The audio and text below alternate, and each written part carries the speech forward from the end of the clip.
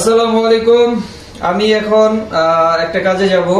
তো আপনারা যারা যারা সার্ভিসের জন্য সমস্যায় ভুগতেছেন, যে ভালো একটা সার্ভিস পাচ্ছেন না, সেই ক্ষেত্রে কিন্তু আমাকে নক করতে পারেন। আমি চেষ্টা করব আপনাকে বেস্ট একটা সার্ভিস দেওয়ার জন্য। কারণ আজ পর্যন্ত আল্লাহর রহমতে যতগুলো আমার কাস্টমার আছে, একটা কাস্টমার ছুটে যায়নি। আমার